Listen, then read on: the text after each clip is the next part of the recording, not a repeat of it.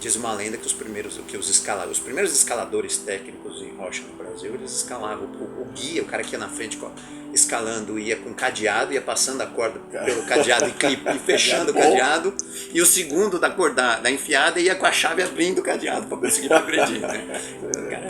Esses caras Mas é sensacional. Isso é verdade ou isso é lenda? Não sei o quanto é verdade, o quanto é história. Eu nunca dirigi minha vida pensando tanto no sucesso financeiro, porque essa paixão pelo esporte primeiro, eu fui atleta, eu treinava muito, não sei o quê, e depois pela atividade na natureza, isso pegou forte para mim a partir dos mais ou menos 15 anos de idade, o primeiro caiaque, os primeiros passeios no mato. E a criança muito pequena, ela já aprecia o mato? Não, mas é a exposição a isso. E ao sentir que os pais estão felizes e estão integrados com aquele ambiente, ela começa a sentir uma coisa boa. Como eu me divirto fazendo esse quadro. Adoro ouvir o que os personagens do mercado de aventura têm para contar. Hoje, converso com o Flávio Kuhnreuter, proprietário das marcas Sister Outdoor e Alpenpass, envolvido no mercado de aventura há 20 anos. Uma figura admirável, com muitas boas histórias e experiências para dividir conosco. Prepare a pipoca e me desculpe se o vídeo não é tão longo quanto uma sessão de cinema. Falar muito dele. Ele é amigo meu, eu remei com ele há 2 fins de semana atrás, eu estava com ele, e 3 fins de semana atrás também. Um deles estava remando em Rio com ele, é um monstro da canoagem. E aí o primeiro foi com ele, o Fux e eu fizemos, foram 5 dias lá em Ubatuba, na Fortaleza, e depois, aí sim importamos esse instrutor gringo, que é um dos mais experientes que tem, para fazer o processo de certificação de instrutor, que é o Level 4, Open Water. Vocês não precisaram fazer todos os iniciais? Não, porque a gente já tinha um determinado nível. Então nos formamos instrutores. Daí depois, com o tempo, o Fux fez um de instrutor de instrutores, né? Esse eu nunca fiz. Aí depois disso eu comecei a remar muito mais canoa do que caiaque, mas eu fiz uma viagem remando na Amazônia com os instrutores da NOS, não pela NOS, uma viagem, uma balada pessoal, a gente desceu o Rio Uta na Amazônia. E não era perigoso? Foi meio épico, assim, foi um cacete a viagem, 25 dias de rio, uma corredeira atrás da outra e tal. Tinha dia que a gente acampava no lugar e olhava aí, assim, a noite anterior a gente acampou lá, né? Era tão intrincado no começo que a gente progredia pouco. Aí depois a gente entrou num trecho que andou mais e tal.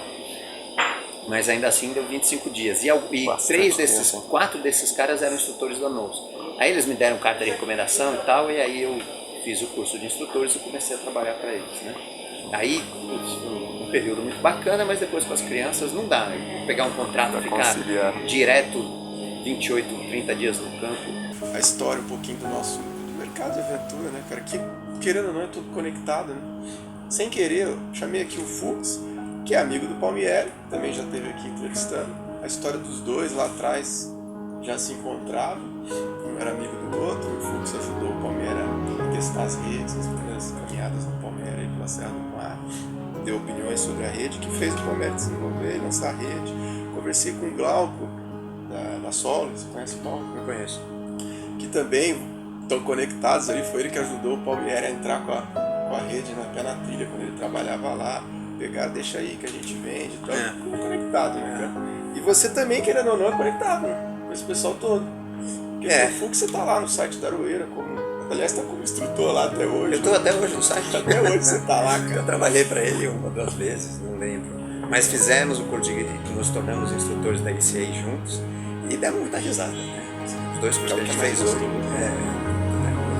Figuraça, rema muito, né? Depois de fazer o primeiro curso da ICA, o segundo, não lembro, do segundo já, eu fiz sozinho, quase sozinho, Rio de Janeiro, do Recreio dos Bandeirantes até Guarujá.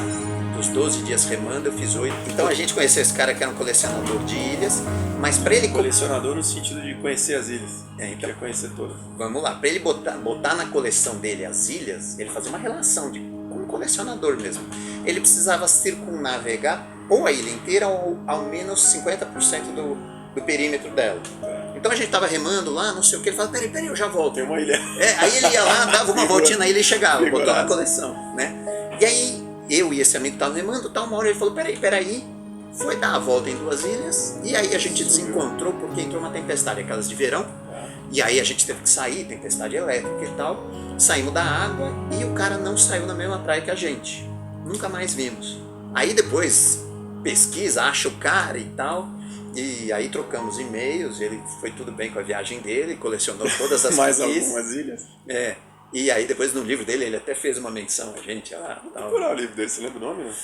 Ai, cara, eu tenho anotado. Cara, engraçado, esse é um remador engraçado. Um biólogo, manjava muito de mar. Que legal. E é um nome francês, mas eu preciso pesquisar, não lembro mais o nome Vou dele. tentar achar no Google aí. Sabe esses caras que você Essa. conhece na balada? Você fala, puta, cara bacana, Cara, tal, altos por que papos. eu não conheci antes? E do mesmo jeito que a gente conheceu, ele desapareceu, assim. É. E aí esse meu amigo, que é remador também, ele falou, puta, essa é a versão brasileira do Alexander Supertramp. Né? Só que é a Só que ele tá versão vivo, brasileira né? e marítima, né? Só que esse tá vivo, vivo. né? Mas, enfim, foi muito exótico conhecer esse cara. Kuhnreuter. Kuhnreuter. É alemão. Eu acho que é assim que fala. É difícil pra caramba. Você é filho de alemães? Neto de alemães, os 4 avós alemães, assim, esse negócio que o pessoal manda a saliva pra ver, ascendência, quantos por cento asiático, europeu, eu falei, meu, não tem a menor graça. E o nome Sister Outdoor vem de parentes? Não, porque Sister, pelo fato de ser feminino. Não, sabe qual é a história? Meu pai trabalhava para uma multinacional japonesa no Brasil chamada Brother. A Brother é uma marca De costura. de as máquinas de costura. Exato, ele trabalhou anos para a Brother. Aí, até o dia que, ao invés de ser funcionário da Brother, ele resolveu ser um revendedor dos produtos Brother, abrir a empresa dele. Para revender produtos Brother, a empresa chamou-se Sister. Ah, que legal. Aí eu, muitos anos depois, comecei a trabalhar, não muitos, mas alguns anos depois, eu cresci e comecei a trabalhar com ele, com os produtos dele. Até a hora que eu falei, puta, não gosto dos produtos dele, gosto dos produtos que eu uso no mato. Vou começar a trabalhar com isso. Sister Outdoor. Sister Outdoors, né? Que engraçado. Você lembra, eu trabalhava em 98, eu tinha um site de venda já vendia, só que eu vendia produtos de telefonia, né? Eu tinha clientes tipo Banco Santos, Pão de Açúcar, eu vendia aparelhos Badisco, eletrônico, aqueles equipamentos de atendimento telemarketing, né? Sim. Aperta o botãozinho, você já tá falando aqui. Tinha coisa Brother. Não era Brother, mas era um ramo que eu não gostava, né? Tá. Aí me surgiu uma vontade de vender, pode tentar vender alguma coisinha esportiva. Eu vendia mercúrio lá do Pablo da Ciaçu e tal. E aí percebi, pô, esse mercado é muito mais legal do que ficar atendendo empresa com telefonia, né? Pois é. Foi quando eu vim pra esse mercado também, parecido com a sua história. Né? Pô, eu fazer o que a sei gente importar, gosta, né? sei trabalhar com comércio, mas não tenho o menor interesse por máquina de costura, se quiser. Começar a mexer com os troços que a gente... É um assunto que não... Eu ainda prefiro usar meus produtos do que vendê-los, mas pelo menos quando eu num Por aspecto isso que eles comercial... são bons, né, cara? Eu a acho ideia, que a filosofia a é Sister, essa. ela tem produtos que a gente percebe a questão do custo-benefício, né? Se você for procurar um similar no mercado, ele é muito mais caro, né? A Normalmente, exemplo das suas garrafas, se eu for comparar com uma marca Stanley, por exemplo, você tem umas garrafinhas boas, de qualidade, que a gente usa, né, geralmente. E, pô, um preço muito bom, né? Você traz produtos de qualidade, né? Não é aquela bagunça de produtos onde você vai achar mais preços, metade presta, metade não presta. Não, todos são bons. Eu diria que 90% são bons. Tem erros do passado, que eu fiz alguns erros que ainda tem estoque. Eles devagarzinho vão acabar. Mas a partir de determinado ponto, desde o início na verdade, mas a gente faz erros no começo, a filosofia era assim, eu quero só oferecer aquilo que quando eu vou para o campo eu uso. Né? Por isso que eu sempre tive dificuldade, por exemplo, em lidar com barraca. O pessoal fala, por que você não traz barraca? Por que você não traz outra coisa, bota? Porque a barraca e a bota que eu uso e que eu gostaria de oferecer com o mesmo padrão de qualidade ia custar uma barraca de R$2.500, R$3.000. Bota de R$1.000, não vai vender, né? Então, eu tenho lá em casa uma bota, uma Macaluda lá esportiva e uma Mindel, ela é um carro, e uma Vasque. São 3 marcas incríveis que eu adoro. Imagina Mindel, uma marca alemã maravilhosa. Cara, vender esse troço no Brasil não tem jeito, mas eu uso ela. Eu sei por acaso que ano eu comprei. Comprei em 2001. E a maioria das travessias eu faço com essa Mindel e ela não acaba. Tá pronta para uso ainda. A minha Macaluda lá esportiva, ela é mais técnica, mais pesadona. Mas eu já fiz balada no gelo, com crampon, não sei o que. A gente já vendeu uma Macaluda. Incrível, né? Produto fantástico. Só que eu acho que nem tá mais no mercado brasileiro, não tenho certeza. Eles saíram, agora parece que a lá esportiva voltou assim, tá com alguns produtos, não tá com muita coisa ainda. Estão tentando voltar aí. E seria possível trazer coisa muito, muito boa com a marca Sister Outdoors, mas para vender por esses preços. E aí você fala, puxa, o mercado brasileiro ainda é um pouco mal informado, medíocre, se você quiser chamá-lo dessa forma, iniciante. Então, assim, barraca é outra coisa que o nível médio das barracas oferecidas no Brasil não é legal ainda, né? E as pessoas ainda não têm o nível de informação para desejar uma barraca, sei lá, essas marcas boas que tem na Gringolândia. Ainda não, vamos chegar lá. E me diz, as suas importações, você consegue importar estando aqui no Brasil, fazer todo o processo, ou você já viajou muito para a China para encontrar esse produto? Nem sempre para a China. Que vai vir com qualidade. Então, esse é o desafio, né? Nem sempre para a China você eventualmente acha esses fornecedores, encontrando eles em eventos na América do Norte ou na Europa, às vezes é possível, mas a questão é, primeiro, encontrá-los, segundo, ter a certeza de que aquela amostra que você viu é o mesmo produto que você vai receber. Então eu já tive problema com isso, e a gente vai ficando macaco velho e começa a ter um pouco mais de experiência na comunicação e depois nas exigências que você faz para receber o produto. Pode ser um problema, né? Já tive um pouco de problema, hoje em dia estou muito mais safo em relação a isso, mas pode ser um problema. E a marca Alpen Pass, você criou, foi bem depois do que você começou a trazer esse sinal do ano? Foi junto? Por que você escolheu o depois. Alpen Pass? Alpen Pass, na verdade, é o nome de uma grande travessia nos Alpes suíços que eu fiz, eu tive a alegria de fazer, né? Em 99, talvez.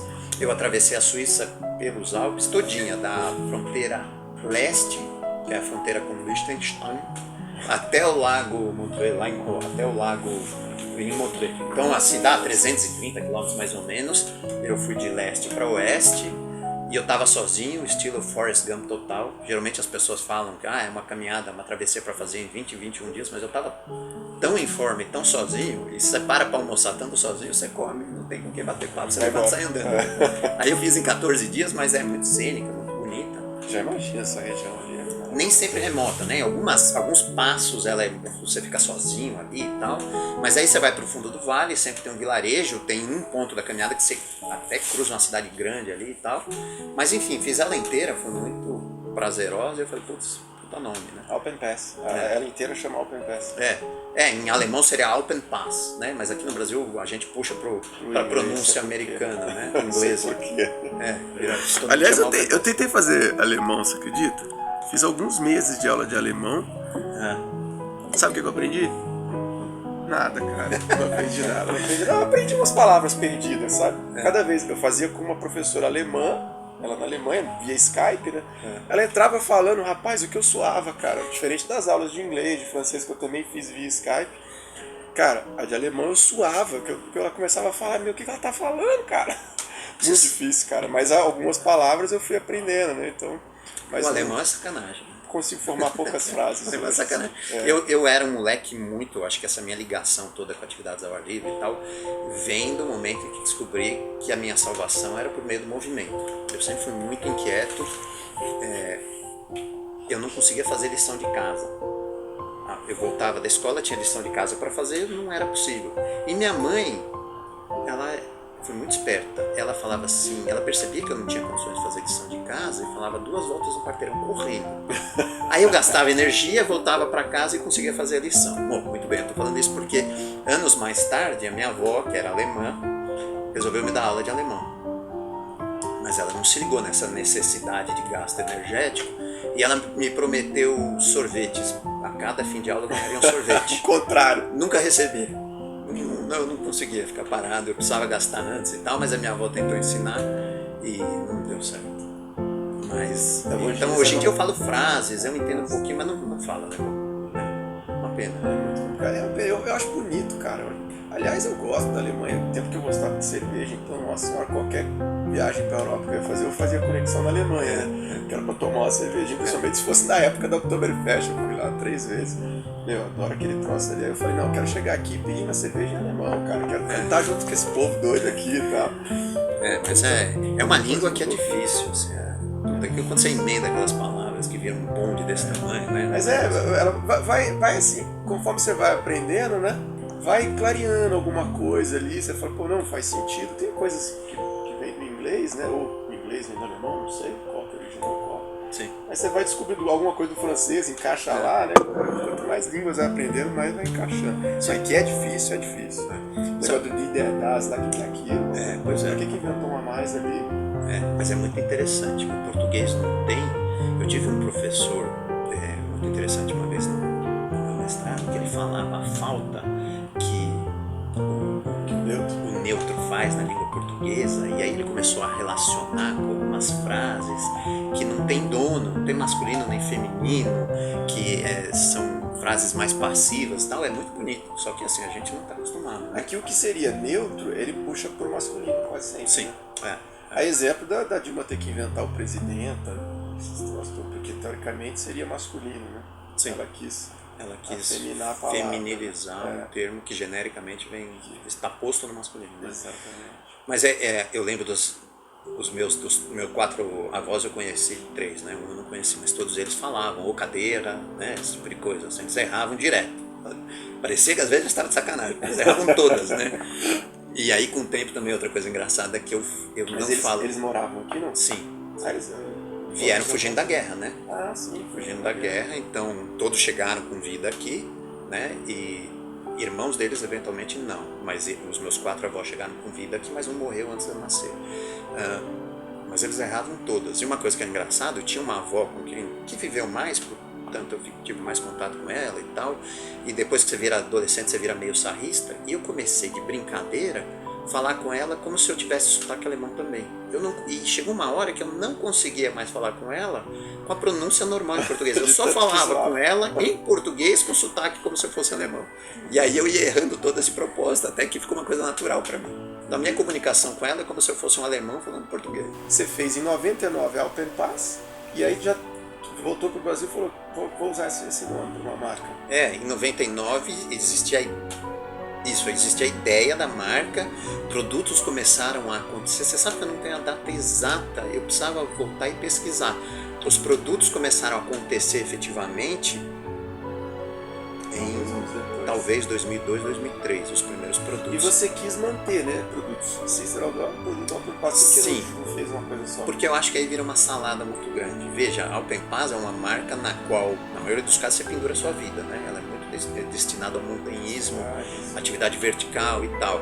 E em alguma medida talvez fique esquisito, o mesmo produto no qual você se pendura é um produto que você, sei lá, um prato que você usa para comer no acampamento, que é menos técnico. Então, eu fiz uma divisão pensando assim, resguardando a Alpen Pass para atividades mais técnicas, na maioria dos casos, ainda que tenha acessórios, e a Sister Outdoors uma coisa mais para quem acampa, para quem faz atividades ao ar livre um pouco menos técnicas. A divisão é mais ou menos essa. E num país como o Brasil, eu tô falando num país como o Brasil porque eu acho que aqui, quando a gente está no início desse tipo de atividade, você percebe isso quando você entra num site como a REI, por exemplo, e você vai ver os reviews de produtos lá. É impressionante como os reviews são técnicos, são grandes, são elaborados, né? Você fala, nossa, esse cliente manja muito, cara. Seria um cliente até difícil da gente aqui no Brasil. Sim, quando o review não é feito pelo funcionário da REI, pelos clientes deles. Pelos clientes, os comentários. Você vê reviews assim, impressionantes dos clientes, assim, falando sobre o produto bem ou mal. O cara tá lá falando sobre tudo, dando a opinião dele, mas de uma forma assim que você fala, cara, esse cara é um professor do assunto, né? Eu vou te dar... No Brasil você vê muito pouco. Eu que libero lá os reviews no site, né? Vai chegando pra mim, eu vou liberando tudo. Cara, eu vejo se tem algum palavrão, alguma coisa, se tiver eu tiro, né? Mas no mais o cara pode falar mal de produto, pode... O cara tem a liberdade de fazer o que quer. Mas você percebe que não há aquele conhecimento técnico assim nos reviews. São sempre reviews muito simples. Na maioria das vezes esse produto é lindo, maravilhoso, excelente produto. Pouca coisa de... Cara, isso faz uma diferença, né, meu? Sim. Faz por uma isso diferença. que... Aí quando se vende produtos como você, de ferragens, de alpinismo, por exemplo, não há um medo assim de entrar com esses produtos no mercado brasileiro. O que o cara vai fazer com esse produto? Eu já tive clientes que pegaram lá no passado aqueles mosquetõezinhos Not for Climbing, e o cara foi fazer um rapel, cara. Aí o cara me mandou isso lá em 2001. O cara me mandou uma foto do mosquetão todo aberto e falou, fui fazer um rapel com esse mosquetão chaveiro que estava no site. Aí eu comecei a, até na descrição, colocava esse mosquetão, tirar da seção de mosquetão, colocar em acessórios. Assim mesmo, dá até medo de botar o nome de mosquetão, porque as pessoas, por desconhecimento, vão lá e fazem um negócio inacreditável. A gente só chama de mini mosquetão. Hoje em dia todos os nossos vêm estampados e marcados a laser, not for climbing, não para segurança em português também. E ainda assim dá medo. Porém, o medo ele tem que ser o suficiente para você botar disclaimer no produto, né? Alertas e fazer essas marcações e tal, mas ele não deve ser grande o suficiente para privar da atividade e do acesso aos bons produtos quem quer praticar o esporte, né? Diz uma lenda que os primeiros escaladores técnicos em rocha no Brasil, eles escalavam o guia, o cara que ia na frente escalando, ia com cadeado, ia passando a corda pelo cadeado e fechando o cadeado, e o segundo da enfiada ia com a chave abrindo o cadeado para conseguir progredir, né? Cara, esses caras Mas é sensacional. Isso é verdade ou isso é lenda? Não sei o quanto é verdade ou quanto é história. Mas sim, o cadeado serviria ali de mosquetão, então, né? De costura, né? Bom, né? Cadeado bom. E como uma costura pro cara aí, mas eu acho até que é verdade, não tenho certeza. Mas, assim, quem fez isso são os heróis, né? Era o que tinha. Eu comecei a praticar as atividades com muito pouco acesso a equipamento. Muito pouco. E muito pouca informação também. Então, a primeira vez que eu entrei na Serra Fina, eu já tinha feito bastante caminhada, mas eu entrei na Serra Fina com uma caminhada mais pesada em 91. E a Serra Fina, ela basicamente era uma sequência de fitinhas bem esparsas colocadas lá no caminho pelo Sérgio Beck, né? E entre uma fitinha e outra você batia a cabeça pra cacete. O Sérgio Beck, dos livrinhos, né? Não, já vamos falar dele, ele é um herói mesmo. Mas assim, entrei a primeira vez na Serra Fina com calça jeans. A minha bota de caminhada era um tênis All-Star, mas era cano alto. Meia de algodão. Daqueles com zíper que trocava o solado? Não, tinha esse. não. O All-Starzinho clássico. E com uma mochila assim, com armação de ferro, aquelas coisas de matar, né? Tem cara que usa até hoje, viu? Lá em Petrópolis, Teresópolis, a gente viu. O cara com aquelas mochilas de alumínio, com armação externa de alumínio, não sei nem se era alumínio ou se era de ferro. Aí o Flávio da CUP comentou, cara, a mochila do cara, muito antiga, meu. Hoje em dia é difícil de ver essas mochilas. E aí as marcas gringas, em determinado momento, voltaram para a armação externa de ferro, de alumínio, né? Mas fizeram com muito mais tecnologia do que aquelas de, sei lá, 40 anos atrás, que eram terríveis, né? Mas eu cheguei a fazer caminhada com essas coisas, e principalmente assim, sem... E a calça molhada no primeiro dia ali. Assim, a gente não sabia nada de hipotermia, Olha... Isso sobrevivia, né, cara? Então, isso que eu ia falar. Um amigo meu disse que Deus protege os ignorantes. Depois que você sabe, não dá mais. Você vai morrer se você fizer desse jeito. Mas enquanto você não sabe, você não morre, né? Então tudo bem, 0 a 0. Aliás, o Fux falou isso com relação à canoagem. Ele falou, eu vendo um monte de caiaque aí, tem uns caras que não faz curso, os caras entram no mar aí, faz cada loucura, que depois que o cara faz o curso, o cara começa a não fazer mais, aí ele fica com medo. Ele começa a aprender o que pode acontecer, né, meu? O curso te dá essa visão, né? Então você não vai sair entrando em presepada à toa, né, meu? Às vezes é bom o cara não saber. Eu prefiro saber de tudo. Uma vez eu naufraguei, antes de fazer esses cursos, antes de saber o que eu estava fazendo, eu naufraguei no lado de fora de Ilhabela. Com caiaque? Com caiaque, mas era o mesmo caiaque que eu tinha uns 5, 6 anos, cheio de furos. Eu e meu primo fomos dar uma volta em Ilhabela, passou uma tempestade na... Era aqueles Mistral, meu? Mistral. Aquele lá era perigoso, hein? Era o turisminho da Mistral. Pesado ali, qualquer coisinha. Mas assim, até tendo a técnica, até com aquilo ia, mas a gente não tinha noção do que estava fazendo. Eu e meu primo, na verdade, o caiaque dele que afundou, hoje em dia eu sei todos os resgates, eu não sabia na época, e na hora que ele avisou que o caiaque dele estava cheio d'água, ele já estava na água, eu não tinha visto, e o caiaque dele já estava em pé, quer dizer, já estava bem cheio d'água. Bom, afundou, aí eu tive que, não dava para continuar, eu tive que sair com o meu pelas pedras, né? Estourei meu caiaque nas pedras, aí saímos 2 do mar, no meio das pedras lá, e tinha tido uma tempestade forte no dia anterior, tinha até, sabe quando o vento passa bem concentrado assim, ele fez até um rasgo bem definido da mata de Ilhabela, e o mar estava bem mexidão. A gente até que estava mandando bem na técnica até ele virar o caiaque, né, porque estava cheio d'água, não que ele capotou por causa das ondas. Mas dali pra frente a gente dormiu 2 noites no mato até conseguir voltar pra civilização. Novamente. E aí daí assim, e voltamos dando risada, assim. Depois que você aprende as besteiras que você fez, pelo amor de Deus. Lembra que lugar que era? Sim, era depois de Borrifos, quando você dá a volta pelo sul. Antes da Pirabura. Pirabura, eu não lembro. Acho que sim, antes da primeira praia, como é que chama? Bonete. Saco do Sombrio. Do Bonete, antes do Bonete. Ah, tá. Então, entre Borrifos e o Saco do Bonete, algum lugar lá, aquele pedregal todo, aí a gente dormiu 2 noites no mato, mas saímos com o meu caiaque. O dele afundou, virou mais um naufrágio em Ilhabela, né, que tem vários lá. Mas com o meu caiaque a gente saiu carregando. E não sei se você sabe, Flávio, mas o Thiago, ele tem o apelido de Thiago, meu. Tinha Google? Porque ele simplesmente conhece cada centímetro do litoral. Pelo menos o litoral paulista, né, Thiago? Paulista e carioca Litoral talvez. Norte, Paulista e Sul. Cara, ele conhece o nome de todas as praias. Se você tirar uma foto assim, não precisa nem mostrar muito a praia. Se tirou uma foto numa praia, ele vê sua foto, ele fala, pô, que legal, a Praia do Cedro, hein? É Mas mesmo? como é que você sabe, velho? Ah, porque tem aquela arvorezinha, tem aquela pedra, tem não sei o que, ele sabe. Mas você rema também? Sim. Já tá remando É, também. aquilo tudo eu já remei várias vezes, é demais, né? O litoral norte de São Paulo é muito bacana, né? Entre Rio e São Paulo, aquilo tudo é demais. Você que já remou em outros lugares do mundo aí, eu já remei ali no Lago de Ontário, só porque eu fiz um curso lá, e depois só remei aqui, litoral norte e sul do Rio de Janeiro. Você que já remou em outros lugares do mundo aí, com relação aqui ao nosso litoral aqui de São Paulo, a gente tá bem. Estamos bem, né? Estamos bem. O litoral é É espetacular. muito lindo, né? É muito lindo. Eu já remei um tanto na Patagônia, que é especial também, é realmente muito bacana. Remei um pouco de rio nos Estados Unidos, mas na Europa, por exemplo, eu nunca remei, ou outros lugares, Ásia, eu nunca remei, né? Já fiz caminhada, remadas não, mas em termos, eu posso falar com convicção que o Brasil é mais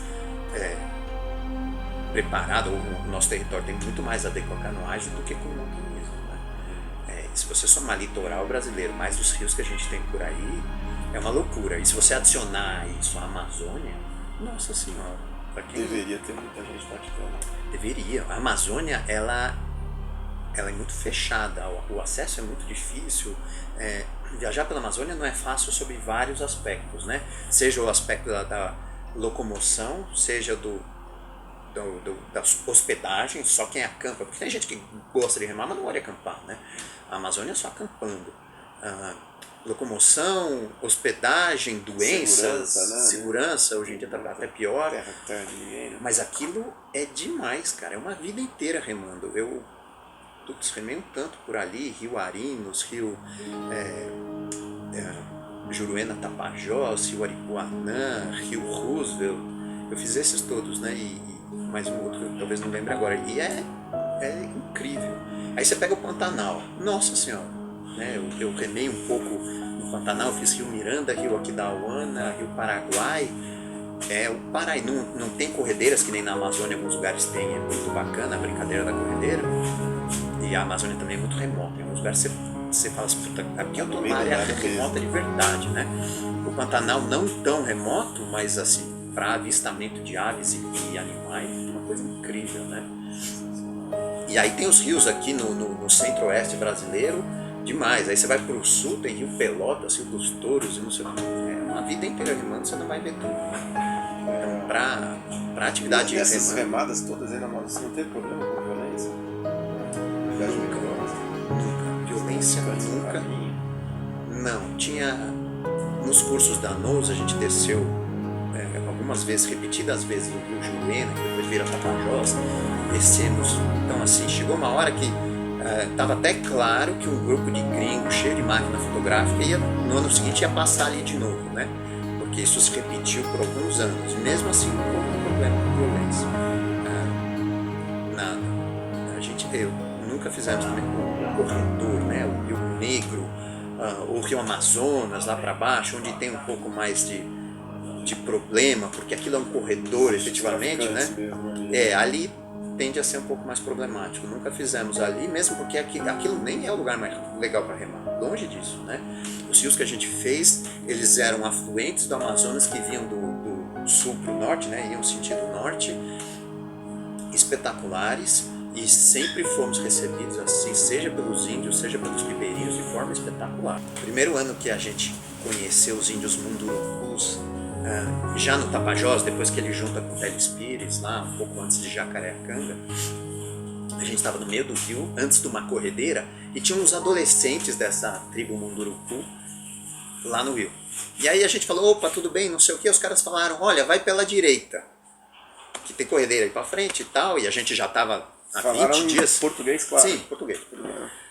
Mas falaram, ó, segue pela direita. E a gente, pô, estamos remando bem, estamos andando bem e tal, fomos pelo meio do rio. Aí 2 alunos embrulharam uma canoa numa pedra, entraram de lado na pedra no meio da corredeira, deram aquela embrulhada assim, que para tudo, salva a canoa, resgata, não sei o quê. E aí deu uma bela destruída na canoa. Fomos para a margem e ficamos horas consertando para conseguir sair dali. Enquanto a gente estava consertando, essa mesma molecada dos Mundurucus apareceu lá e tirou um sarro da gente. Ah, vocês deram uma de gostoso, não sei o que. A gente avisou, vocês não foram, se ferraram, né? E aí foi o primeiro contato. Legal, legal. No seguinte passamos lá de novo e demos uma paradinha na tribo. Aí batemos um papo, seguimos em frente. No outro ano eles falaram, ah, vocês não querem conhecer a tribo? Aí no outro ano acampamos lá com eles, tá? Então a gente foi, até acabar o programa da Nose do Brasil, que foi uma pena, a gente foi desenvolvendo uma amizade sensacional. Até que teve um ano em que a gente chegou lá e o filho do cacique tinha desenhado numa árvore o símbolo da escola. E a gente falou, puxa, olha que legal, né? Mas aí... legal até de chamar, de repente, o pessoal da comunidade assim, para trabalhar junto nessas viagens. Assim, tudo isso eram projetos que acabaram nos realizando. Veio uma decisão que decidiu parar a cooperação da Nose no Brasil. Mas, você tinha perguntado, né, problema de violência? Muito pelo contrário. Sempre os contatos foram maravilhosos. Aliás, em mais de 30 anos andando no mato, uma vez um cara me apontou uma arma numa caminhada aqui na Mantiqueira, uma coisa exótica, assim, uma fazenda enorme ali na Mantiqueira, que um cara muito influente em São Paulo tirou uma figura da casa de detenção e falou, olha, você fica aqui entre a casa de detenção e o mato, você prefere morar no mato? O cara falou, prefiro. Beleza, então você fica nesse canto aqui da minha fazenda e você não deixa ninguém passar. Que isso? E aí esse cara tinha instrução, basicamente, para pôr qualquer um que aparecesse ali para correr.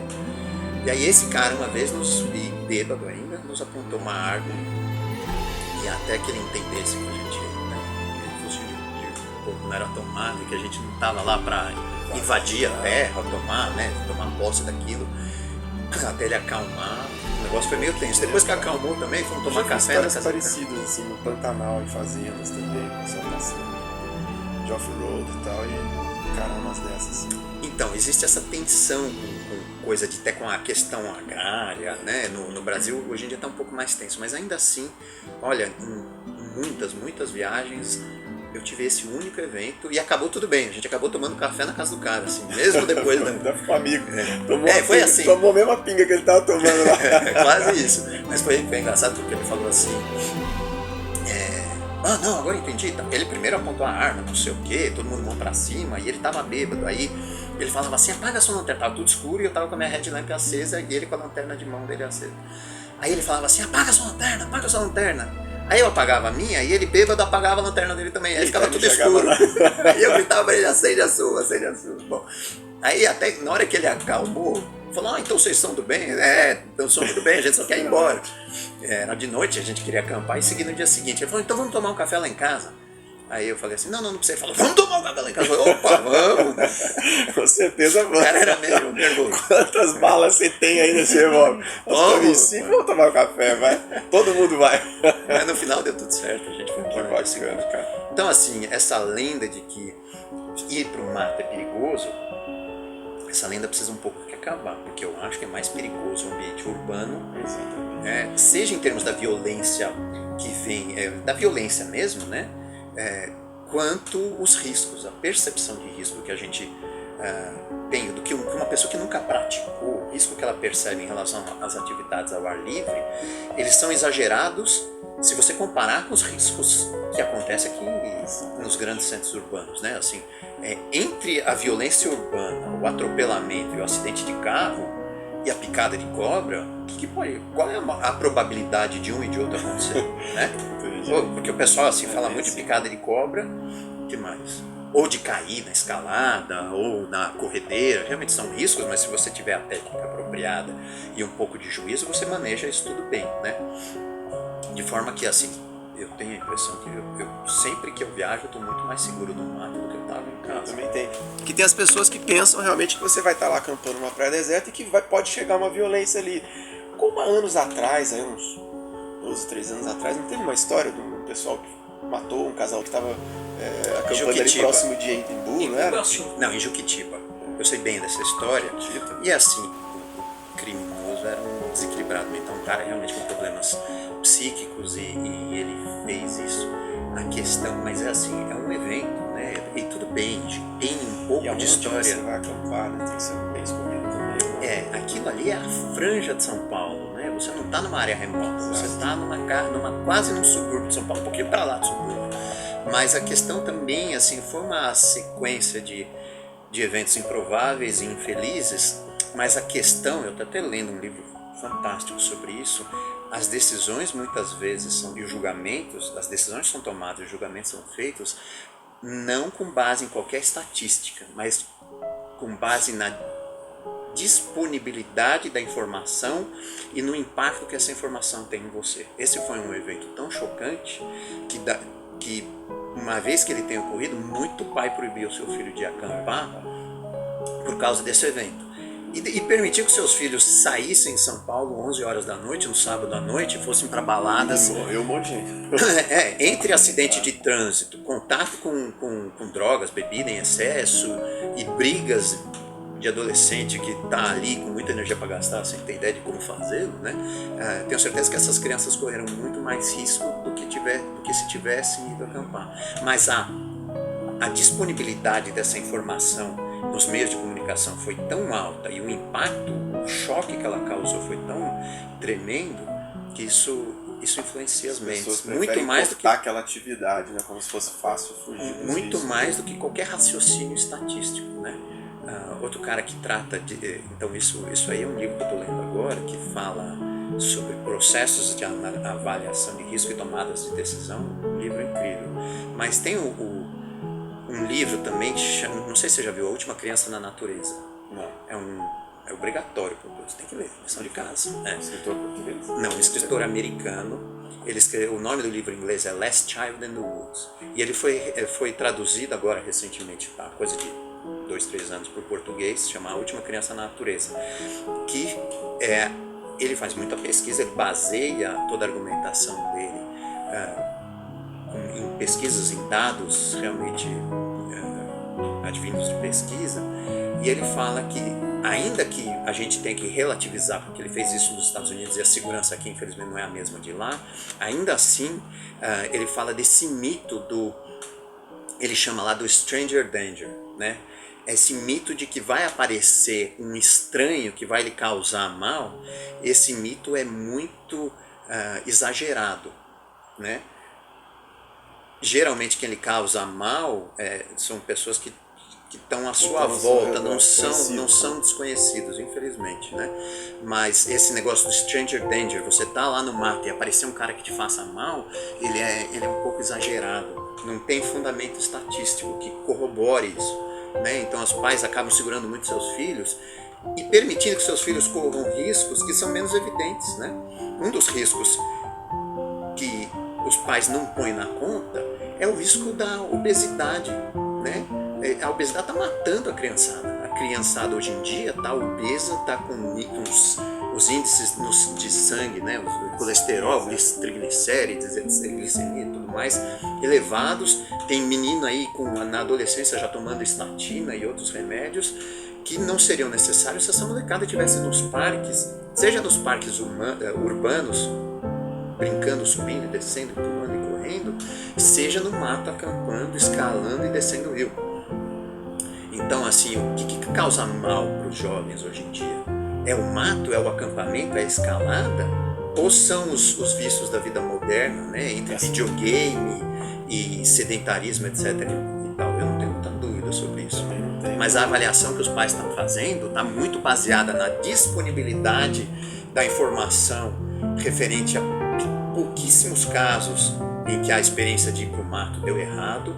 Esse mito da cobra, né? Assim, você já deve ter ouvido essa pergunta 1 milhão de vezes. E cobra, né? Desde que eu sou moleque... Cara, vi no Parque da Zebi, a Andréia viu.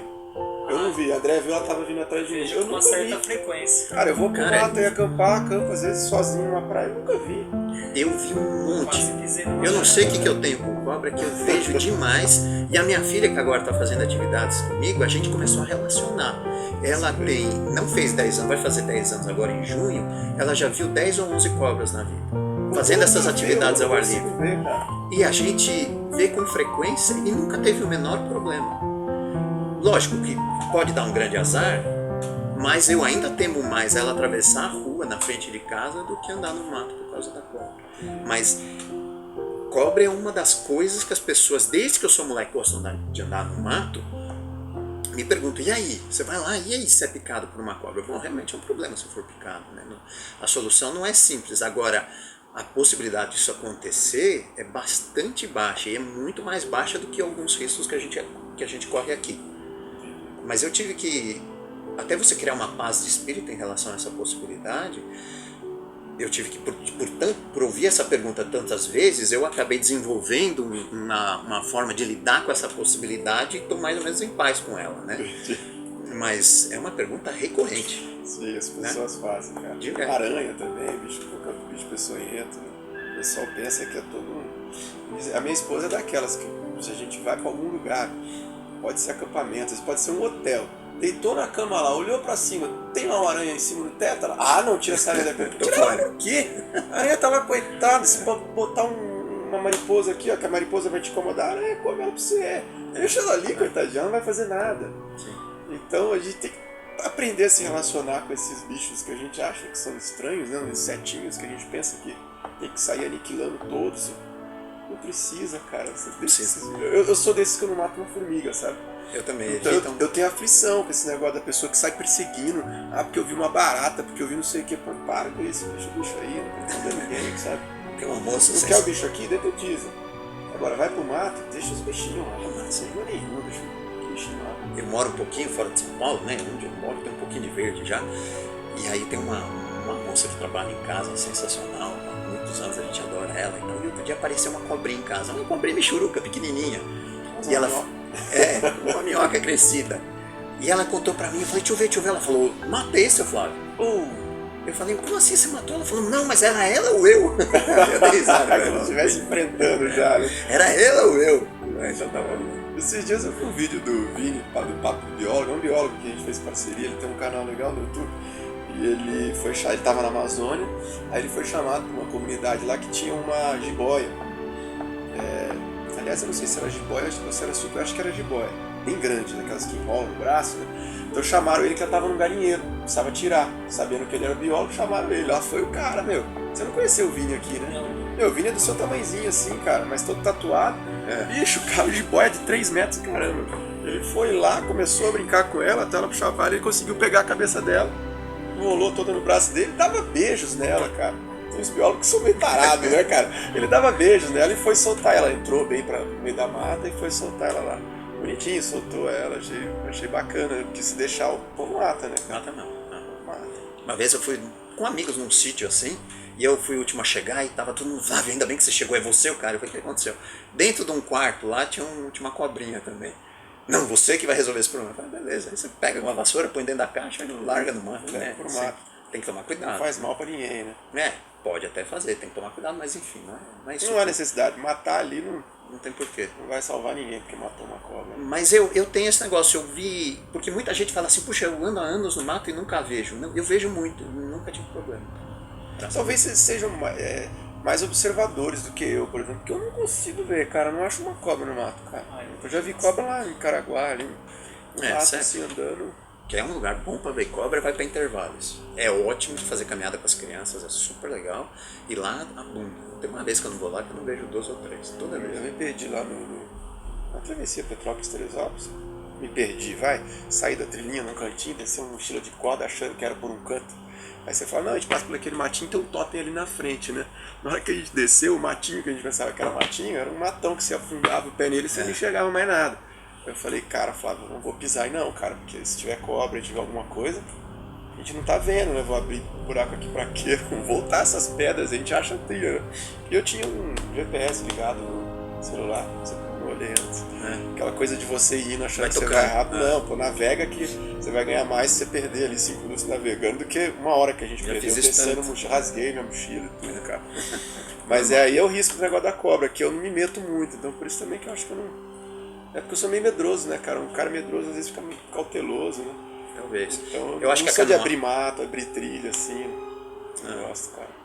É, mas assim, olha, muitas vezes que eu vi era em trilha estabelecida, e muito na beira de rio, né? Beira de rio chama bicho, né? Então, Sim. a história da canoagem em rios, acho que também facilitou, né? Ah, sim. Bastante, mas muito, muito encaminhada também. Com certeza. Ô, Flávio, você falou que a sua filha tem 10 anos, cara. Bom, ou seja, você já tinha Sister Outdoors há quase 10? Não. Não, a Sister Outdoor, ó, a primeira importação de produto eu fiz em 97 e comercializei a primeira vez em janeiro de 98. A primeira, Então ela já primeiro tinha, pedido. ela já Então. tinha aí uns... Não tinha nem nascido, né? Digo, quando ela nasceu, a sua A Sister empresa já tinha quase 11 10 anos. anos. 11 anos. É. E o que mudou, cara, filho? Pra mim mudou muita coisa. Mudou demais, mudou demais. Na relação, assim, com o trabalho. A sua relação com o trabalho. Eu digo porque pra mim mudou o seguinte, cara. Assim que nasceu o Nicolas, eu percebi que eu precisava dar muita atenção pra ele. Eu me descobri aqueles pais apaixonados bobos, sabe? Que fica beijando o filho toda hora, que agarra e quer brincar e fica igual um besta no chão, parecendo uma criança, né? Então eu queria chegar em casa rápido. Aí eu fui e montei, eu tinha um escritório aqui na Vespasiana, um depósito, né? Eu fui e montei um mini berçáriozinho lá, sabe? Tinha até cadeirinha pra balançar, tudo pra ficar com o Nicolas, né? Eu trazia André e falei, não, vem pra cá, vamos ficar aqui junto o dia todo. Aí eu falei, não, cara, tá na hora de dar uma freada na vida. Não é assim, aí eu já tive a ideia de mudar tudo pra cá de volta, e hoje tá tudo nesse endereço aqui. Eu falei, preciso ter menos preocupação, menos coisa pra fazer, pra dar mais tempo com meus filhos. Aí foi quando eu comecei a deixar de ser egoísta, né? Antes eu pensava em mim, né? Aliás, eu pensava em mim, eu queria acumular riqueza de alguma forma, seja na empresa ou ter meu patrimônio. Cara, quando veio os filhos, eu comecei a pensar. Tô falando do primeiro do Nicolas, depois do Elisa, né? Mas comecei a pensar nele, no que é bom pra ele. Cara, e é bom pra ele ter um pai presente, cara. É bom pra ele eu ensinar as coisas boas, então vamos fazer aventuras com ele, mostrar tudo. Eu fui lobinho e tal, mas depois quando eu comecei a andar sozinho, sabe? Esse negócio de ir sozinho pro mato, se perder sozinho, passar uns perrengues, voltar, aí depois as travessias, e depois as viagens remando e tal. Então chegou uma hora que estava claro pra mim que a minha vida girava em função da atividade na natureza. Então eu já abri mão de algumas coisas, Uns luxos, né? de alguns luxos e de algumas necessidades financeiras por essa necessidade mais premente para mim, que era estar no mato. Então desde adolescente, depois jovem adulto, isso foi muito importante para mim e guiou muitas decisões, né? Eu senti conforme eu fui amadurecendo, no começo as baladas na natureza elas eram muito, eu queria coisa muito intensa fisicamente, corri alguns riscos talvez até bestas, né? Mas principalmente muita intensidade, e depois conforme você vai amadurecendo, eu comecei a me interessar mais por informação e pela contemplação e diminuir um pouco a pegada, mesmo porque chega uma hora que as articulações não aguentam mais a mesma coisa, né? Mas aí conhecer o pássaro, entender um pouco a dinâmica das águas, entender um pouco de meteorologia, entender um pouco de primeiros socorros, da técnica correta da remada, ou como acampar em bom estilo, como fazer um pão decente ao invés de comer miojo, sei lá. Tudo isso foi ganhando importância mesmo antes, e dirigindo a minha vida antes do nascimento dos filhos. Quando os filhos nasceram, a paixão continuou a mesma, mas aí entrou esse aspecto de tentar oferecer a eles essa paixão que minha mulher, ela seguiu até que nós nos conhecêssemos. Ela teve essa mesma, até talvez mais cedo do que para mim, essa coisa da natureza para ela sempre foi muito forte também. Em determinado ponto da vida a gente se encontrou, e a gente se encontrou até por causa das atividades na natureza, sem dúvida nenhuma, foi o que nos fez, que causou o encontro, e depois o interesse mútuo foi assim, essa paixão que ambos temos, né? E depois que vieram as crianças, eu falo, puxa, agora é a hora de procurar os melhores caminhos para oferecer para eles experiências legais, né? Então a gente, cada um à sua forma, já tinha bastante informação sobre natureza e sobre educação. E aí juntar isso tudo, eu já tinha instruído um tanto também jovens adultos em atividades na natureza, pela Outward Bound e pela NOS, né? Mas aí depois que nasceram, você fala, puxa, o enfoque agora não importa que as atividades sejam menos intensas e menos técnicas, mas como levá-los para a natureza, né? E como criar esse tripé, essa base, se você pensar naquela escala de hierarquia de Maslow, isso o Instituto Alana, o projeto Criança e Natureza está fazendo muito bem. Assim, como é que eu ofereço uma base de um pouco de natureza todo dia? E aí, um pouco de natureza, um pouco mais de natureza a cada fim de semana. E aí, uma vez por mês, uma natureza com mais intensidade. E aí, uma vez, 2 vezes por ano, natureza tão remota quanto possível, né? Progressivamente conforme eles crescem. Então, a nossa vida começou a se orientar dessa forma, é legal pensar assim. Tem esse diagrama. Esses instrutores do Outward Bound, os caras têm outro nível, né? O cara começa a explicar que esclarece melhor as coisas, né? Mas, e aí então a nossa vida começou a ser direcionada para isso. Então, assim como você está fazendo com seus filhos, os meus filhos começaram a ir para passeios na natureza, aquela mochilinha que você leva a criança nas costas, ela vai dormir na metade do caminho, mas está lá, né, vivendo. E você fala assim, a criança muito pequena, ela já aprecia o mato? Não, mas é a exposição a isso. E ao sentir que os pais estão felizes e estão integrados com aquele ambiente, ela começa a sentir uma coisa boa, ela não sabe nem o que é aquilo. Começa a ter o conforto ali, né? Aquele ambiente passa a ser confortável para ela também, né? Exatamente. E aí você fala assim, puxa, agora minha filha aos 10 anos de idade, ela já senta na mantiqueira e fica 1 hora sentada olhando aquilo? Não, ainda não. Tem que ser lúdico, ainda tem que ser uma coisa divertida. Ela ainda troca uma caminhada num lugar feio, porém divertida, por uma coisa mais contemplativa, quietinha e muito sossegadinha num ambiente maravilhoso. Claro, né, são jovens, precisam gastar energia, precisam se divertir. Mas essa progressão está sendo feita. Eu sinto que ela já tem uma apreciação por lugares bonitos muito desenvolvida para a idade dela, e o conforto que ela sente nesses lugares, a alegria que ela tem de estar lá, são muito evidentes. E o meu filho de 4, 5 anos também. Fomos para Itatiaia outro dia acampar na parte alta do parque. Ele ainda não está fazendo as travessias. Ele acampou no Rebouças? Ah, sim. Eu tô querendo levar o Nicolas lá.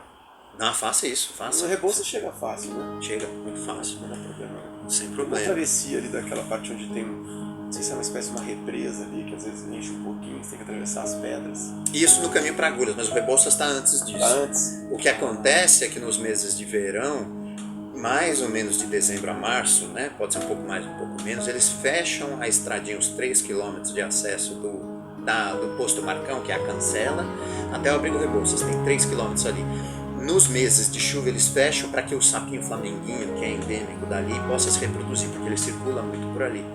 Então, nesses meses você vai ter que andar esses 3 km, isso é o máximo. Aí você faz uma pequena aventura, que são, você anda com o moleque 3 km do carro até lá, aí já tem uma sensação de aventura. Pra isso é uma coisa. É o máximo. E aquele lugar é demais. Travessia. Travessia, né? E aí você acampa ali, dali você fica estacionado e começa a fazer passeios. Isso meus filhos fazem desde muito novinhos também, 4 anos de idade mais ou menos. E aí a Raquel já fez a primeira travessia, com menos de 8 anos, com 7 anos, ela já fez a primeira das travessias lá de Itatiaia. O Bini ainda não, porque tá um pouco menor. Mas outro dia fomos pra lá, 3 semanas atrás, e o moleque, pai, vamos, e aí sobe aqui, aqueles morrinhos que tem do lado do Rebouças, sobe, desce, vai no outro, não sei o que, pegando gosto, tem que ser prazeroso, não pode ser alguma coisa nem maçante, nem tão extenuante que curta o barato, que corte o barato, né? É engraçado, o Nicolas eu sinto assim que ele... Bom, já fiz um monte de coisa com ele, mas ele tem um pouquinho de medo da pegada outdoor, assim, eu entro numa trilha com ele, ele faz um escândalo, assim, não quer ir não. Aí eu vou com o meu jeitinho, né? Eu falo, não, tudo bem, papai vai entrar um pouquinho aqui, espera o papai aqui. Ele, não, aqui também eu tô medo de esperar. Papai, não custa nada. Aí ele vai indo, aí ele vai percebendo que não é tão ruim, né? Mas às vezes eu não sei se eu tô ensinando da forma certa, se eu tô apavorando ele. Não obrigo assim, nada e tal, mas às vezes eu pensando, será que eu tô... Eu acho que não pode forçar muito a mão, né? Sentiu que o medo está exagerado, faz o que ele quer fazer. Ele quer ficar por ali brincando na beira do rio, jogando pedrinha? Pô, faz isso. O começo da apreciação é nisso. Na beira do rio jogando pedrinha, né? ou entra com água até até a canela, fica lá tomando banho de rio, tal, assim. Quando estiver confortável, fala, vamos andar, vamos ver o que tem até lá, e aí vai um pouquinho, e aí faz brincadeira no caminho e tal. Na hora que você vai ver, é um negócio tão divertido. Eu acho que quando você quer demais, você força muito a barra e de repente você cria uma resistência, né? Perigo de gerar o resultado contrário, né? Depois de 2 vezes que eu fui para Itatiaia com a minha filha, enquanto o Ben estava muito, muito pequeno, e a minha mulher ficou em casa, tal, assim, realmente pequeno demais para fazer qualquer coisa, nem andava ainda, fui com ela 2 vezes, só nós 2. Aí a 3ª vez que eu ofereci, ela não quis. Eu fiquei arrasado, falei, como assim? Será que eu errei? Ai, meu Deus, tal, será que ela não vai gostar desse tipo de atividade? Aí a minha mulher, mais sábia do que eu, falou, deixa quieto, ela não quer, não vai. E, putz, estava certinha, né? Dali, na próxima vez que eu ofereci, ela, quero. E ela fala até hoje, eu não acredito aquela vez que eu não quis ir. Não sei o que me deu. Beleza, então era isso mesmo. Esses dias eu mostrei pro Nicolas o videozinho da travessia Petrópolis-Teresópolis. Aí o Nicolas assistiu tudo. Aliás, ele sabe o nome de tudo. Passa o vídeo de novo. Agora ele fala, papai, é Pedra do Garrafão, né? Nós temos nosso... Ele sabe todos os nomezinhos. Aí, graças a Deus, ele que é o graças a Deus, né? Bonitinho demais. Aí ele falou, papai, essa travessia assim longa eu não posso fazer ainda, né? Eu falei, não, essa você não pode, né? Você fica andando muito, você vai cansar. Aí ele falou assim, mas de barco eu posso ir sempre, né, papai? Não, de barco pode, de barco você é especialista, sempre que for mar abrigado você pode ir. Ele, então tá bom, posso ir, né? Bonitinho, né, cara? É demais. E eu acho que são momentos para criar conexão incríveis, porque aí não tem mais ninguém, né? A maioria das viagens que eu fiz com eles era só familhinha. As travessias, das 3 travessias que a Raquel fez, 2 eram só eu e ela, e a outra foi mais um pai com filhos super amigos e tal. Então você cria uma conexão muito forte, você passa aventuras que você recorre a elas em vários momentos e a gente dá risada, sabe? Às vezes a gente está junto conversando, a gente relembra eventos que vão ficar para sempre marcados para os dois, e são conexões muito especiais que você faz, né? E eu imagino a lembrança deles, das crianças, cara, porque tudo é mais grandioso, né? É correto falar mais grandioso? É mais grandioso que pra eles, não. Você faz uma trilha de 3 km, pra eles, cara, é uma trilha de um dia inteiro. A árvore que você viu pra eles, aquilo ali é um negócio gigantesco, né? Qualquer coisa nesse sentido. Então a gente vai criando um arquivo de memórias aí maravilhoso pra eles com isso daí, cara. Eu digo que meu pai nunca me levou pra esse tipo de experiência outdoor assim, cara. Tivemos um camping ali numa praia, uma coisa assim, mas meu pai sempre foi muito medroso, né?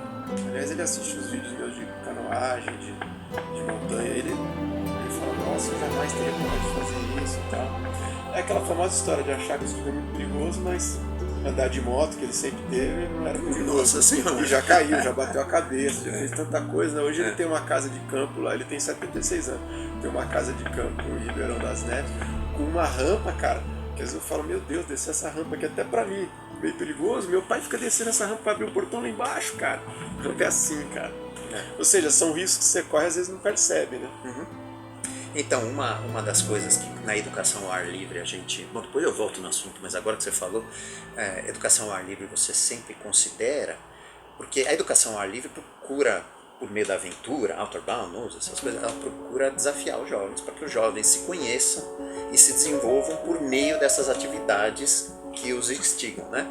Mas o que você quer idealmente? Você quer oferecer para eles atividades desafiadoras em que eles tenham a sensação do risco e enfrentem suas sombras, né? Se conheçam em momentos de tensão, desenvolvam estratégias, e por vezes até digam não, e está tudo bem com isso também, mas você quer que eles tenham a percepção do risco sem que o risco real aconteça. Então imagina o seguinte, escalada em rocha, desde que você saiba o que você está fazendo e você tem as suas ancoragens com redundância, né? Se uma falhar, que é muito difícil acontecer, você está redundante ali e tal, equipamento, tudo certinho, você aplica todas as técnicas, aplicando todas as técnicas corretamente, o seu aluno, ou no caso o seu filho, quem vá com você para o mato, ele está muito seguro. Então ele está a 10 metros do chão, ele tem o risco percebido alto, ele está se desafiando, se conhecendo naquela situação, suando frio, vendo como ele resolve para subir o morro, para fazer uma descida pela corda, o que quer que seja, né? Mas basicamente ele está lá exposto ao desnível, com uma percepção de risco alta, tendo o benefício desse desafio, desde que o desafio seja apropriado, né, não seja uma coisa exagerada, porque aí trava, né, uma coisa adequada, mas com nível real de risco baixo. Então existe o risco percebido e o risco real. Então o que a gente quer proporcionar quando, né, vai com os filhos ou com alunos, né, mas o risco real baixo, aí ok, né? E às vezes você está vivendo o contrário, né? Você está cruzando um rio que tem um rio baixinho, não sei o que, mas a chance, então a percepção de risco, bom, esse rio com água na canela, com essas pedrinhas, aí não dá nada, né? E é ali que você torce e quebra a perna, né? E o rio te leva, às vezes, numa correnteza pequena, né? Ou te leva, sentido, né? Mesmo assim, uma torção importante de tornozelo ali, tem uma probabilidade mais alta de acontecer, só que então o risco real mais alto e o risco percebido baixíssimo, né? Então às vezes a gente brinca com essas risco real, risco percebido e mostra até para as pessoas, olha só, o que você achou que era perigoso de fato não é. E o que você achou que tinha um imenso risco estava controladíssimo, né? Seja entre atividades outdoor ou na comparação da atividade outdoor com o ambiente urbano, né? Que atravessar a rua tem um risco percebido eventualmente pequeno, um risco real alto, por exemplo. Às vezes ficar na calçada tem um risco alto, né? Eu saio de casa ali na rua Joaquim Ferreira, já entro na Guaicurus, né? Se eu tô passeando com o cachorro, eu tô saindo vindo com o Nicolas a pé pra cá, alguma coisa assim, passo os ônibus no corredor correndo. Cara, um ônibus daquele que fizer uma coisa errada, ele vem pra calçada, eu morro de medo de passar ali. Morro de medo. Eu já vi alguns acidentes aqui na Rua Clélia de ônibus que entraram na padaria, entrou não sei aonde, a pessoa tá ali, cara. Pois é. Não, isso danado. Mas me diz uma coisa, nesses trabalhos que a Outbound faz de ampliação de zona de conforto, esse tipo de coisa, você consegue, não sei se isso existe, eu já fui acampar com pessoas assim, absolutamente, que em alguns momentos entram num desespero, seja por fome, a gente já conheceu um amigo nosso que um dia de fome, cara, o cara entrou numa reação assim que eu falei, cara, que violência é essa, ficar de fome? Estranho, né, cara? E eu já vi também uma menina numa barraca gritando assim, a gente tava fazendo uma remoção de umas barracas no lugar de vento, a menina entrou na barraca pra trocar de roupa, ou sei lá o que, e ela gritou com o marido dela, tem água na minha barraca, tá pingando aqui, mas brava, muito brava mesmo, como eu tinha tipo, vai fazer o quê? Tá chovendo, barraca, gente, pingou, qual é o problema? Mas um desespero danado, né, cara? Existe uma forma de você pegar essas pessoas, assim, e melhorar, lapidar elas de uma forma que ela passe a não encarar essa situação com a mesma forma, ou isso é uma coisa que tá intrínseca e não sai da pessoa? Ela vai sempre se desesperar com aquela circunstância de fome, de chuva, de frio, sei lá. Eu acho que existe um limite naquilo que a gente pode atuar. Nós não somos psicoterapeutas ou psiquiatras e tal. Existem algumas fobias que talvez elas vão além daquilo que a gente é capaz de lidar. Mas eu já tive bastante aluno, gente que foi embalada pessoal comigo para um ato, e várias pessoas que têm níveis de desconforto bastante altos para determinadas situações, né? Então eu já tive gente com aranha, com aracnofobia, já tive gente com tolerância muito baixa ao frio, a chuva causa um estresse muito grande. Está molhado, né? E outros cenários, né? Água em movimento causa pavor em muita gente, o desnível de altura, né? O medo de altura e tal. E eu acho que é possível trabalhar, desde que você exponha a pessoa a um nível tolerável de desafio, você a desafia, mas num nível tolerável, que não dá aquela travada total, né? E desde que você a capacite para lidar com aquilo, né? Então, se o caso é frio ou chuva, você equipamentos adequados ajudam, né? E informação, né? Informação, estratégias de como lidar. Tem gente que não vai acampar de jeito nenhum porque tem muito medo de passar frio. Mas existe uma série, não só equipamentos, uma série de técnicas que você usa para dormir bem à noite mesmo num ambiente bem frio. Sim. E a mesma coisa com a alimentação. Eu já acampei com gente que mais de uma vez com um nível de estresse muito alto para falta de comida. Então assim, você sente que o cara ele fica resguardando comida, ou ele fica, sabe quando depois todo mundo se serve, ele fica de olho lá na panela, no estresse, que e se alguém pegar uma colher mais que eu, viu umas coisas engraçadas, né? E aí eu acho que assim, é tudo conversável, e eu acho que muita coisa melhora. E a partir de um determinado ponto, eventualmente a gente não tem condições de lidar com isso. Mas mais nos Estados Unidos do que no Brasil, essas escolas de educação pela aventura, elas são muito procuradas por pais, mais do que tudo, para tentar trazer mais para o eixo filhos que estão um pouco desalinhados, né? Então tem muito diagnóstico de déficit de atenção e hiperatividade e muitas outras condições. E há uma avaliação do resultado, os resultados são bons? Existe avaliação técnica, existe muita pesquisa sendo feita no exterior em relação a resultados, e existe muita percepção do jovem que voltou de volta para casa, e às vezes é adulto, nem sempre é jovem, né? Ou dos seus pais, ou de quem convive com eles, falando, nossa, o cara voltou mudado. Eu, por acaso, fiz mestrado sobre isso aqui no Brasil, e no stricto sensu mesmo, e um caso da Outer Bound, né, em que eu fiz uma série de entrevistas com jovens e não sei o que, e aí em determinado momento eu entrevistei um grupo de adolescentes que estavam voltando do campo. Eu peguei esses caras, eu não trabalhei esse curso, eu fui só como pesquisador ali. Eu fui lá para Mantiqueira receber o curso, eles estavam saindo do campo, eu estava lá para entrevistar os instrutores e a molecada. Era um grupo de mais ou menos 10 adolescentes e 2 instrutores. Entre esses 10 adolescentes, tinha um que vinha de um abrigo, uma criança abrigada, portanto tem um histórico ou de violência doméstica ou de pais ausentes de alguma forma, essa criança foi abrigada e tal. Era um menino de mais ou menos 16 anos de idade, forte que nem um cavalo, muita energia e um problema. O pessoal do abrigo mandou esse menino para o curso mais do que tudo para se livrar dele por 10 dias. Qualquer um que aparecesse lá e falasse, vou levar esse moleque daqui por 10 dias, eles falavam, leva. Eles não tinham nenhuma esperança, nenhuma expectativa em relação a nada. Assim, olha, 10 dias de alívio. E quem é que vai condená-los, né? Porque o menino tocava o terror no abrigo. Muito bem. Foi pro curso, eu entrevistei ele ao final do curso e não percebi nada muito importante ao final do curso. Entrevistei os 2 instrutores que estavam saindo do curso com ele, e os 2 instrutores saíram assim vesgos. Trabalho que o menino deu. O menino é um trabalho do cão, esses cursos são sempre intensos, você volta cansado e tal, mas os 2 instrutores estavam vesgos porque esse menino realmente exigiu. Ao mesmo tempo que ele exigiu, já na hora os instrutores estavam assim, meu Deus, mas tinham percebido que esse menino tinha sido capaz de ajudar, principalmente de ajudar os outros. Beleza, acabou o curso, eu estava tratando com os dados, buscando mais informações e tal.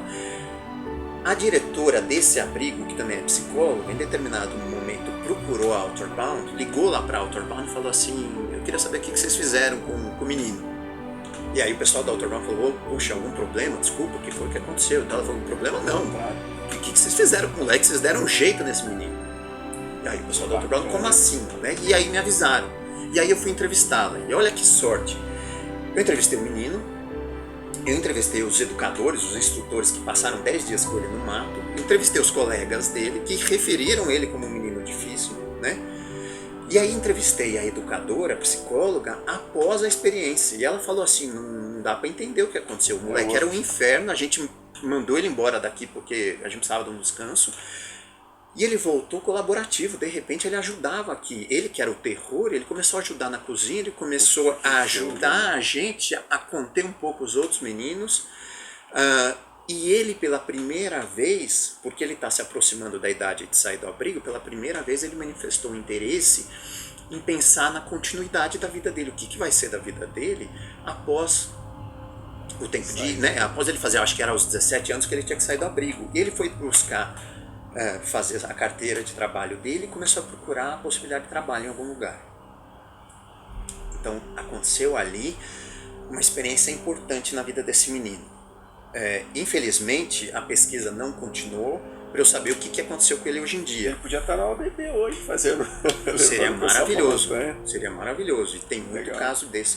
Agora, esse relato que eu acho que eu fiz, que é o primeiro do Brasil, até onde eu sei, para a educação ao ar livre, especificamente no formato que a Outer Bound faz, existem muitos outros relatos em outras experiências educacionais. Mas por meio da aventura, numa experiência prolongada, com essa coisa que eu consegui fechar, eu acho que é o primeiro relato acadêmico dessa história. Mas talvez não seja, que eu tenha conhecimento tá?